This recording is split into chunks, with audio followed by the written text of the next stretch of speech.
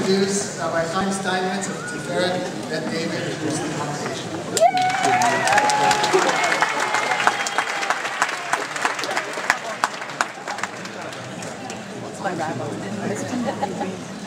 I just want to say, with all the remarkable spirit and inspiration in this room, I am so glad to be here tonight.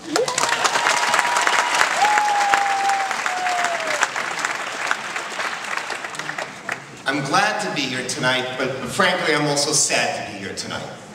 When I was thinking about what to say tonight, this afternoon, and I was just thinking, how many times do we have to go to rallies? Right. How many times do we have to go to rallies? And it reminded me of a very well-known verse, very well-known pasuk in the book of Daniel, Sefer Daniel, where it says, Ad matai ketzaplot? Until when will there be an end to the suffering?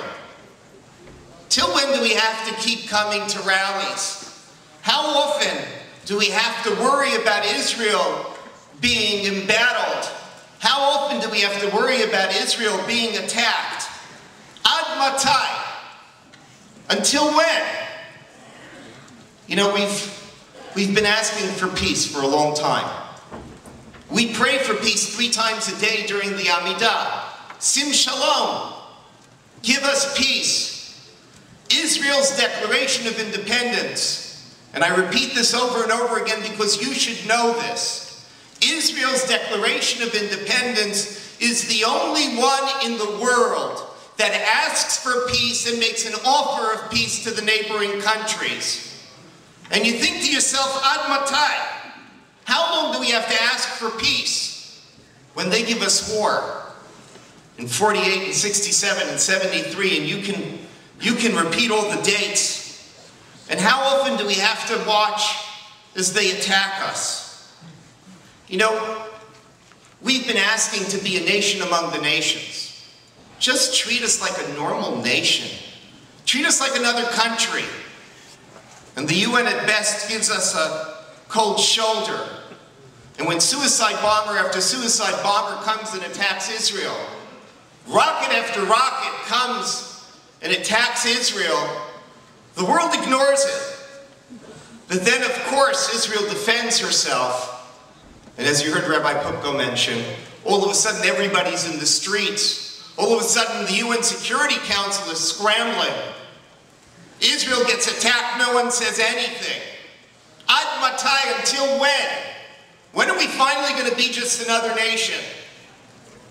And Israel tries to protect the lives of civilians. We want to protect the lives even of the civilians on the other side, the Palestinian civilians. And frankly, we're libelled. And this is the modern day equivalent, by the way, of a blood libel. A blood libel is when you want to go murder Jews and you say that really they've been murdering us. And here we're being libeled by the very people who shoot rockets into nurseries, who send suicide bombers into restaurants, and ask their own children to be human shields, and we are libeled by them. Ad matai? Until when is this going to go on?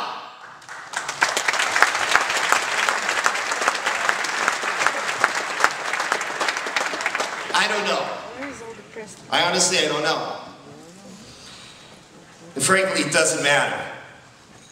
Because I know that everybody in this room, all of us, and everybody around the world who stands up for Israel, we will all be there for Israel no matter what.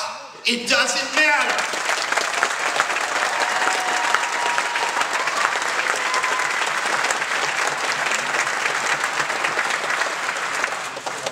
Israel is our home. Israel is our history. Israel is our heart. Israel is our hope. And we will be there for Israel no matter what.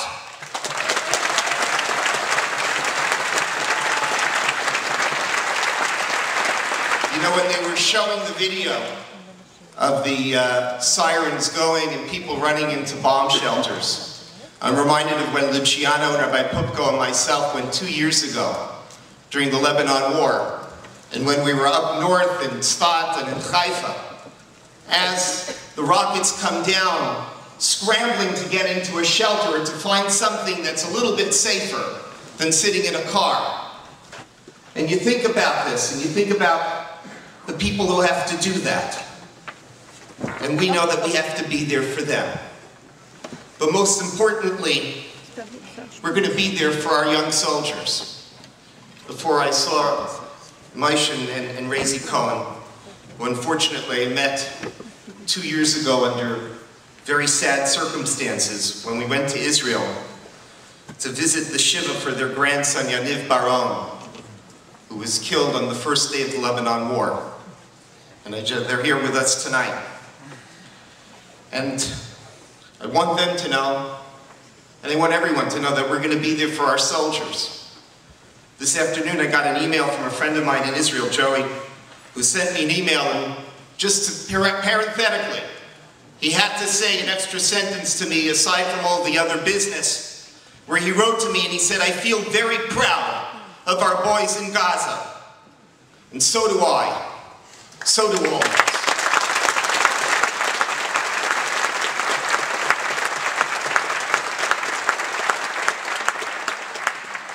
I'm proud. I'm proud of people like Ezra Friedman, a boy from our community, Joanne and Mark's son, who's now in Gaza.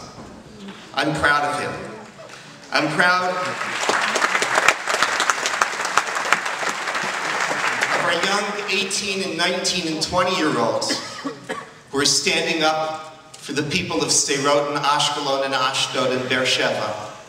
They are courageous, they are devoted, they are ethical, and they are our heroes.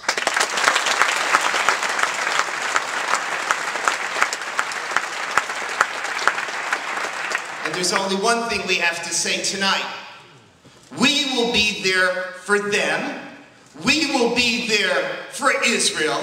We will be there for the Jewish people. And we will always be able to proclaim, Am Yisrael Chai.